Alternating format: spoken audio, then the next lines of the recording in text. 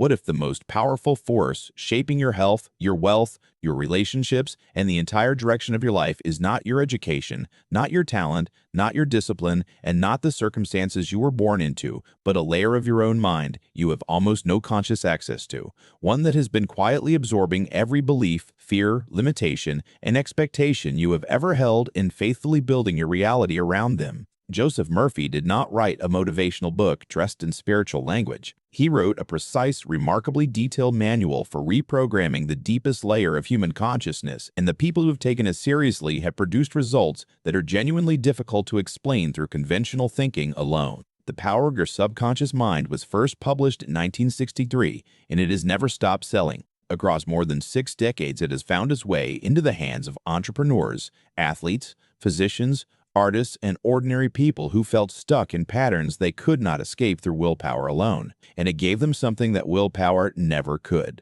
It gave them access to the deeper architecture beneath the conscious mind, the layer where habits, self-image, and the invisible ceiling on every area of life are actually set. Murphy believed, with the conviction of someone who had studied this territory exhaustively, that the subconscious mind does not judge, does not refuse, and does not distinguish between what is real and what is vividly imagined. It simply executes whatever it is given. That belief changes everything about how you approach personal transformation. There is a question this book opens quietly in its earliest pages that will not be fully resolved until the final section of this breakdown. And it is the question that makes this one of the most personally confronting books in the entire mindset literature. That question is this: what has your subconscious mind already been programmed to believe about what you deserve, and how much of your current life is simply the faithful expression of that programming? Sit with that. And before we go deeper, do something that will serve your future self right now. Subscribe to the Book Vault and hit the like button.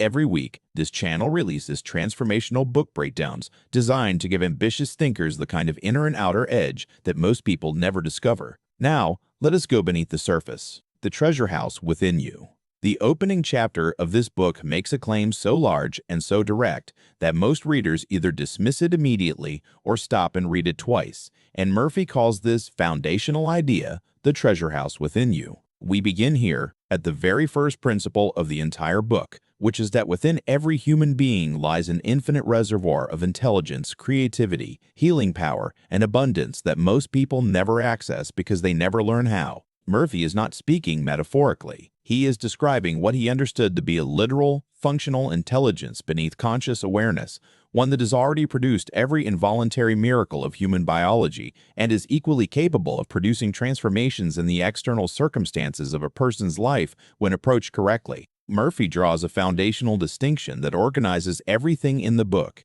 The conscious mind is the gatekeeper. It reasons, analyzes, accepts, and rejects. The subconscious mind is the builder. It does not reason. It does not evaluate. It receives the impressions deposited by the conscious mind and constructs reality around them with the same effortless reliability with which it regulates heartbeat, digestion, and cellular repair. Most people spend their entire lives trying to change their external circumstances through conscious effort alone, working harder, thinking more clearly, making better plans without ever addressing the subconscious programming that quietly undoes every effort at the level where the effort is never strong enough to reach. Murphy illustrates this principle through a series of case studies drawn from his pastoral and counseling work.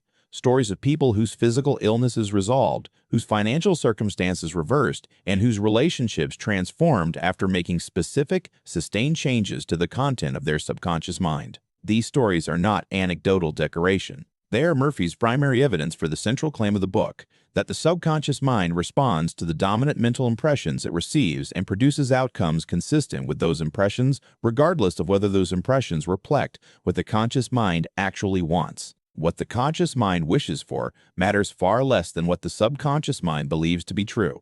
This is where most people make the costliest mistake in their entire personal development journey. They focus relentlessly on what they want and almost never examine what they believe. And those two things are frequently not the same. What comes next reveals exactly why that gap is so difficult to close and what Murphy believed was the most reliable method for closing it permanently. How your subconscious mind works. We now move into the chapter where Murphy becomes genuinely technical, explaining the operational mechanics of the subconscious mind with a precision that transforms the concept from inspirational idea into workable system. And the chapter is called How Your Subconscious Mind Works. The central insight here is one that Murphy returns to throughout the entire book. Because it is so persistently misunderstood, the subconscious mind works by the law of belief, not the law of desire, not the law of effort, and not the law of affirmation repeated loudly enough. The law of belief. Whatever the subconscious mind has accepted as true, it works tirelessly to produce, validate, and sustain in the physical and experiential world of the person who holds it. Murphy introduces the concept of the soil and seed metaphor,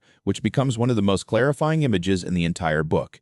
The subconscious mind is the soil. It does not care what seed is planted in it. It simply grows whatever is deposited with consistency and emotional conviction. The conscious mind is the gardener. It is the one responsible for selecting which seeds, which thoughts, which beliefs, which mental pictures get planted, and which do not. Most people are unconscious gardeners. They allow fear, resentment, self-doubt, and limitation to be planted through repetition and emotional intensity, and then they wonder why those things grow with such reliability while their deliberately chosen desires seem to wither without explanation. The mechanism Murphy identifies as most critical for accessing the subconscious mind is the state between wakefulness and sleep, what he calls the hypnotic state or the drowsy threshold. In this state, the conscious mind's critical faculty relaxes, and suggestions, images, and beliefs can pass directly into the subconscious without being filtered or rejected. Murphy argues that this window, available to every person twice daily as they drift toward sleep and again as they wake,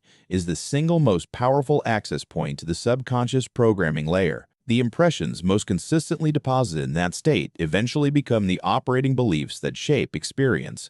Most people think the subconscious is passive. In reality, it is the most active force in their life. It is running every second, filtering perception, generating emotional responses, directing behavior, and constructing the invisible ceiling on every area of experience. The difference between people who change and people who do not is almost never effort. It is almost always access. Murphy's entire book is a guide to gaining that access with intention. The healing power of the subconscious mind. Now we enter one of the most striking and, for many readers, most challenging chapters in the entire book, a chapter that documents what Murphy calls the healing power of the subconscious mind, and the cases he presents here have been cited, debated, and returned to by readers for 6 decades because they describe outcomes that conventional frameworks struggle to accommodate. Murphy believed with complete conviction, drawn from his extensive counseling experience, that the subconscious mind contains a self-healing intelligence that operates continuously and that can be deliberately activated through the application of specific mental techniques. He was not dismissing medicine. He was pointing to a layer of healing capacity that medicine had not yet learned to address. The cases Murphy documents range from the resolution of chronic physical conditions to the recovery from illness following specific changes in mental programming. In each case, the pattern is consistent.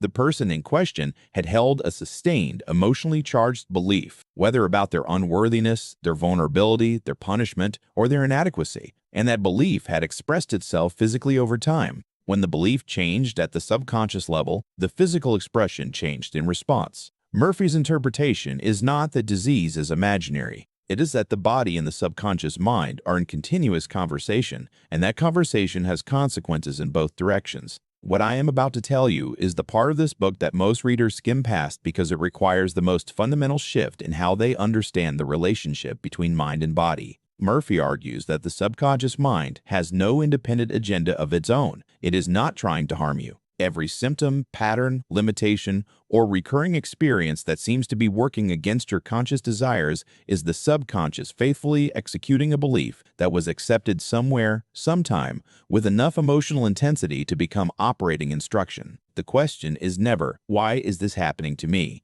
The question is, what belief is this experience the perfect expression of? Murphy does not leave the reader with a diagnosis and no prescription. He provides specific techniques, affirmations used at the hypnotic threshold, visualization practices sustained over time, and the deliberate cultivation of gratitude and expectancy as emotional states that accelerate subconscious acceptance. The healing capacity he describes is not miraculous in Murphy's framework. It is mechanical, and what comes next reveals how that same mechanism operates in the domain of wealth, success, and material abundance. Mental Patterns and the Law of Belief, we arrive now at the philosophical core of the entire book, the chapter that unifies every technique Murphy teaches under a single governing principle, and he calls it Mental Patterns and the Law of Belief. This is the chapter most readers have to sit with longest, because it challenges the most deeply held assumption in the conventional achievement framework, the assumption that circumstances produce beliefs. Murphy argues the reverse with complete conviction. Beliefs produce circumstances, not sometimes,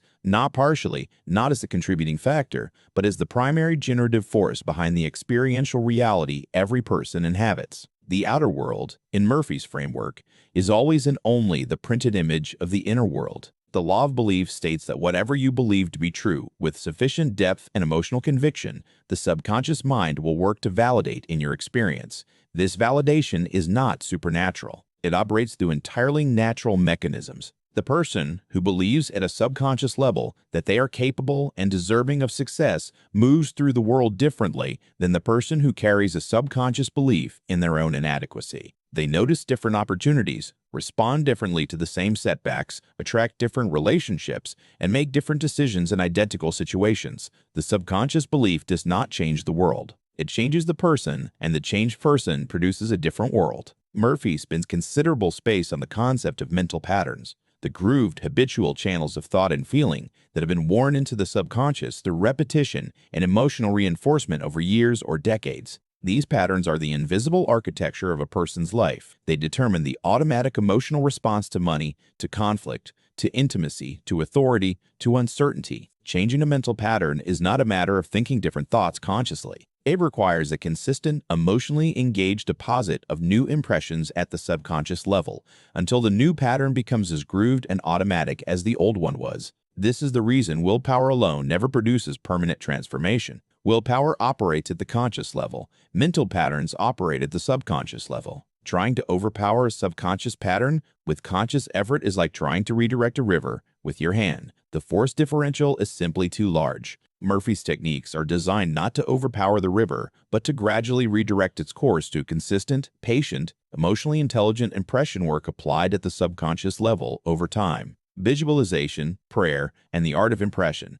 Now we enter the most practically instructive chapter in the entire book, the chapter where Murphy moves from explaining the subconscious mind's mechanics to describing the specific techniques he believed were most effective for depositing new impressions with enough clarity and emotional depth to produce genuine reprogramming. He calls this chapter Visualization, Prayer, and the Art of Impression, and what he teaches here is neither mystical nor passive. It is a disciplined, repeatable practice that Murphy refined across decades of personal application and observational study with thousands of individuals who brought him their most persistent and painful problems. Murphy's foundational technique is visualization combined with emotional engagement. The subconscious mind, he explains, does not respond primarily to words. It responds to pictures charged with feeling. A person who visualizes their desired outcome in vivid sensory detail, who sees it, hears it, feels the emotional reality of it as though it has already occurred, is depositing a qualitatively different impression than the person who merely thinks about what they want in abstract terms. The emotional charge is not optional. It is the carrier frequency through which the impression reaches the subconscious layer where actual reprogramming occurs.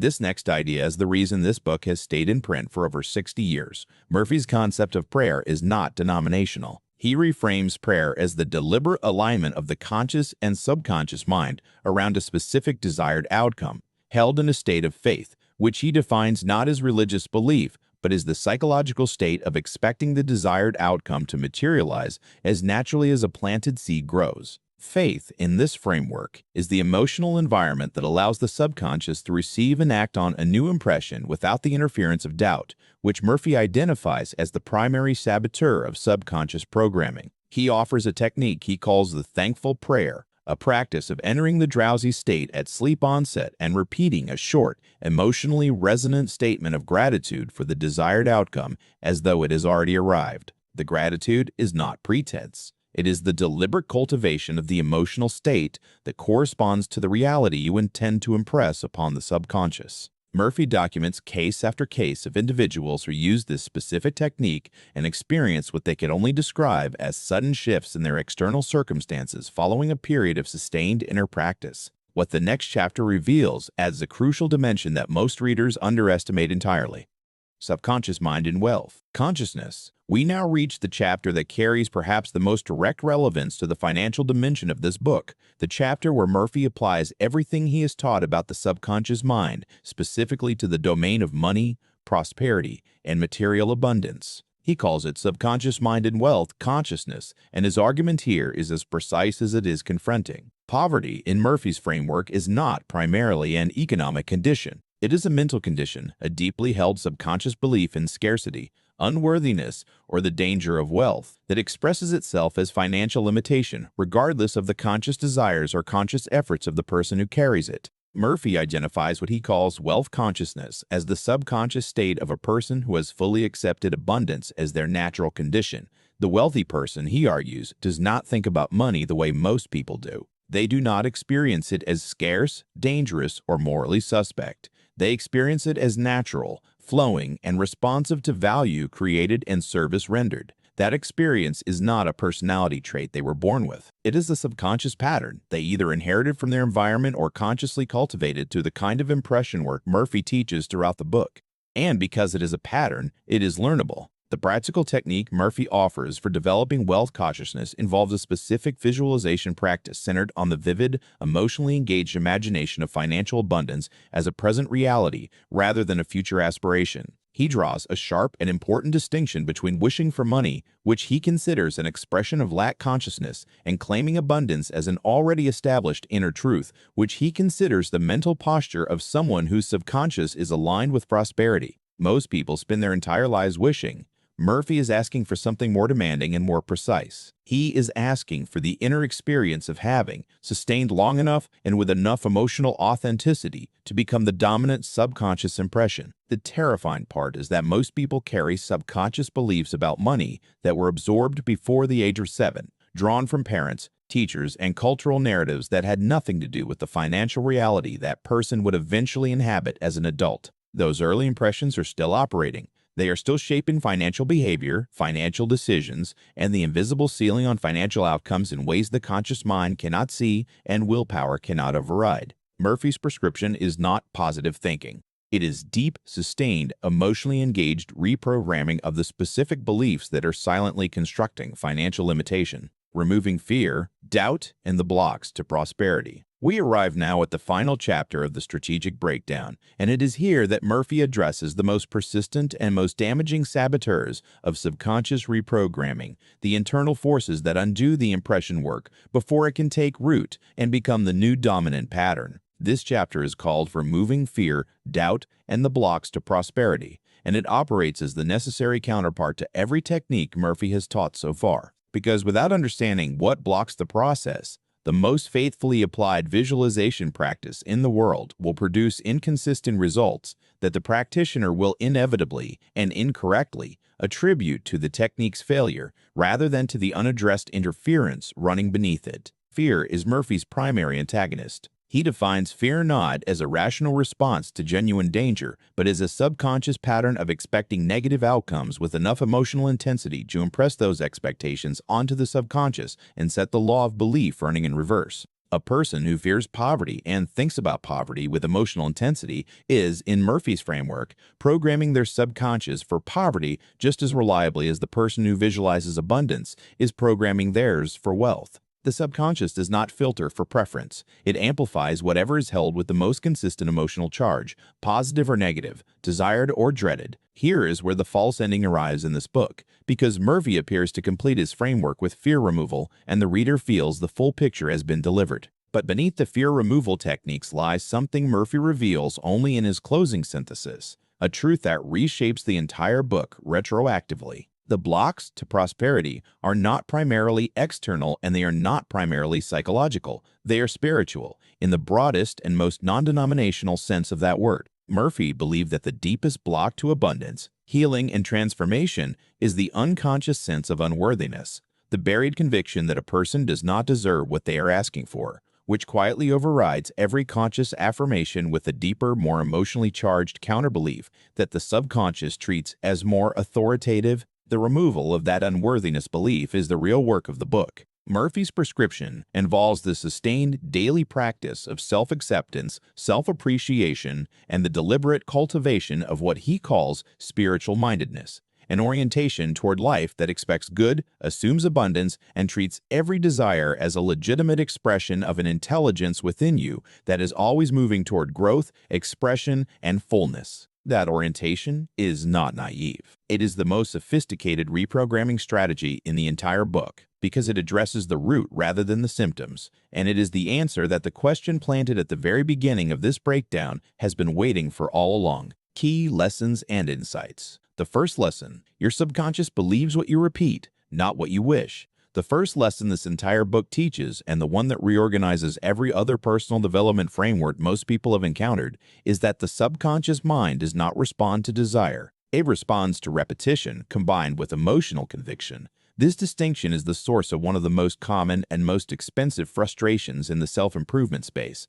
People read books, attend seminars, and set goals with genuine enthusiasm and genuine desire, then watch those desires fail to materialize and conclude that the methods do not work. Murphy's diagnosis is more precise. The desire was conscious. The reprogramming never reached the subconscious, and without subconscious acceptance, no amount of conscious wanting produces a lasting change in outcomes. The practical application requires a shift in where you direct your energy. Instead of focusing primarily on clarifying what you want, direct equal or greater energy toward identifying and addressing what your subconscious currently believes about whether you can have it, deserve it, or are capable of sustaining it. Journal the counter-beliefs that arise when you hold your desired outcome in mind. Notice the automatic objections, the emotional contractions, the quiet voice that qualifies every aspiration with a reason it probably will not work. Those contractions are the subconscious programming speaking. They are the material that needs to change before the outer circumstances can follow.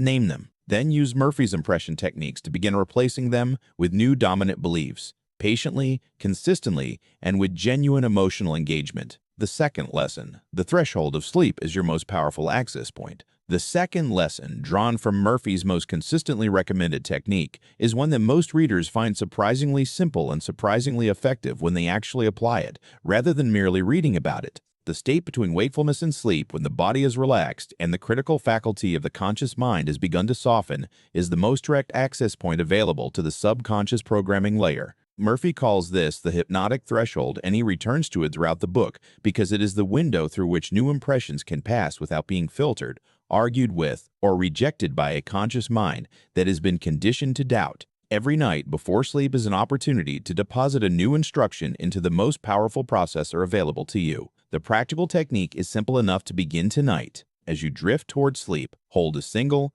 clearly defined, desired outcome in your imagination. See it as already real. Feel the emotional texture of it. If the image of the healed relationship, a thriving business, a healthier body, or a transformed financial situation were already true, what would that feel like in your body right now? Sustain that feeling as you drift off. Do not force it or strain after it. Simply allow it. Murphy's instruction is to make this practice as natural and as consistent as brushing your teeth. Not a grand ritual, but a quiet nightly conversation with the most powerful part of your own mind. The third lesson: belief is the variable that determines every outcome. The third lesson that Murphy makes impossible to avoid across every chapter of this book is the one that most directly challenges the conventional achievement framework that most ambitious people are operating inside. Effort matters, strategy matters, skill matters, but beneath all of them, operating as the invisible governor of how much any of those inputs can produce, is the subconscious belief system of the person executing them.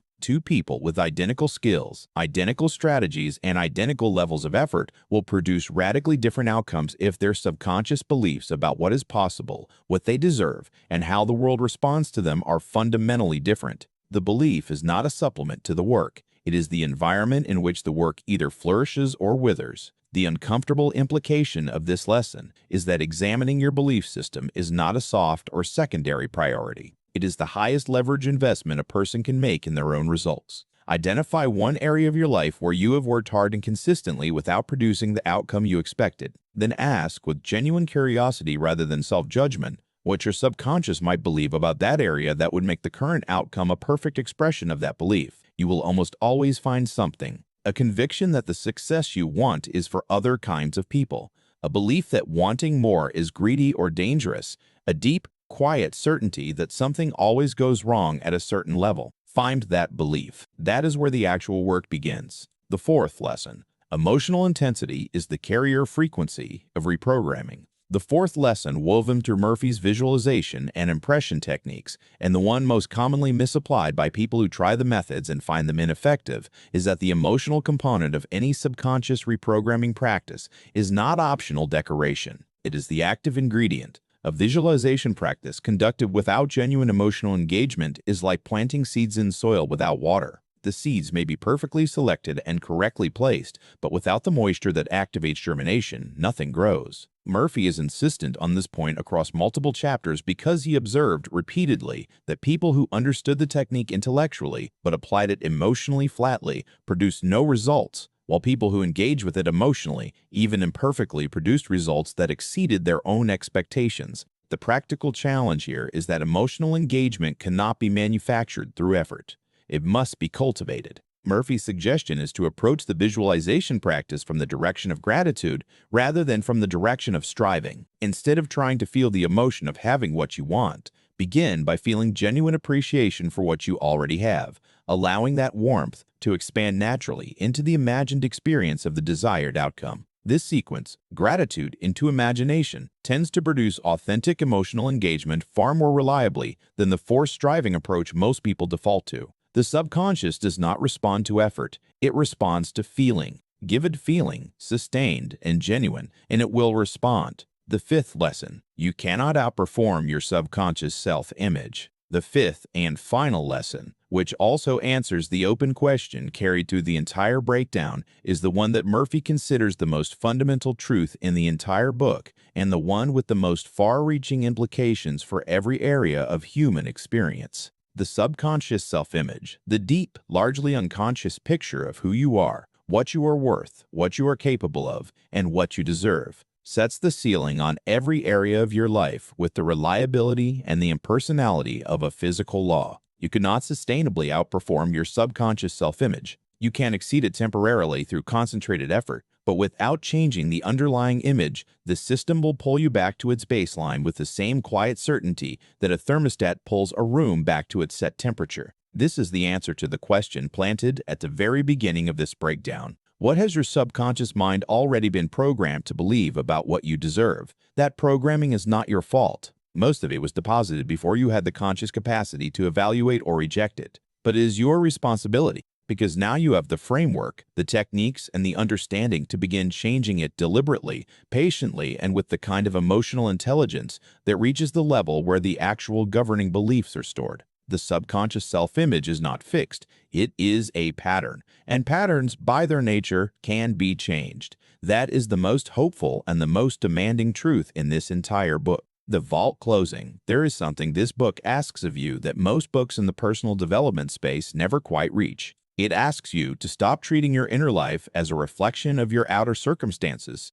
and start treating your outer circumstances as a reflection of your inner life. That reversal is not small. It is the most complete reorientation of personal responsibility that most people will ever encounter because it removes every external excuse and places the governing variable for your results entirely within your own reach. Joseph Murphy did not write this book to comfort you. He wrote it to give you access to a power you already possess but have almost certainly never consciously directed. The one action to take within the next 7 days is to begin the nightly threshold practice tonight. Choose one clearly defined outcome in one area of your life where you feel genuinely stuck. As you drift towards sleep this evening, hold that outcome in your imagination as though it is already true. Do not analyze it. Do not evaluate its probability. Simply feel what it would feel like if it were your current reality and allow that feeling to be the last conscious impression you carry into sleep.